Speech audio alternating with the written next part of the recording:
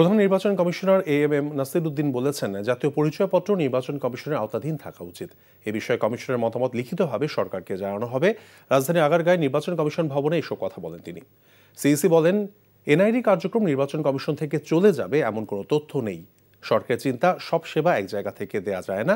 CEC বলেছেন, commission লিখিতভাবে জানাবে এই কার্যক্রম চলে গেলে কমিশনের সমস্যা হবে, কারণ এখন ভোটার নিবন্ধন চলছে, সামনে জাতীয় নির্বাচন। এরই মধ্যে তড়িঘড়ি করে সরকার সিদ্ধান্ত নেবে না বলে মনে করেন তিনি।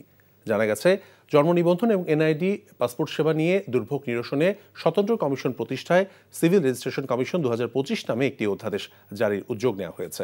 এ বিষয়ে ইতিমধ্যে অংশীজনের পরামর্শ নেওয়া হয়েছে। এনআইডিটা নিয়ে যাচ্ছিল কিন্তু স্বরাষ্ট্র মন্ত্রণালয় এটা আইনি করে ফেলেছিল, আপনারা দেখেছেন, এফেক্ট দেয় নাই আর কি। তো আমরা সেটা সরকারকে বোঝাতে সক্ষম হয়েছি, এটা সঠিক হবে না, সিদ্ধান্তটা সঠিক হবে না, এটা স্বরাষ্ট্র মন্ত্রণালয়ে যাওয়াটা সঠিক হবে না, এটা তারা মেনে নিয়েছে। তবে তারা চিন্তা করেছে যে একটা জায়গা থেকে যদি এনআইডির সাথে আরও যদি অন্যান্য সেবাগুলো দেওয়া যায়, সেরকম একটা চিন্তা সরকারের হয়তো আছে। সমস্যা তো যা হবে আমরা লিখিতভাবে জানাবো।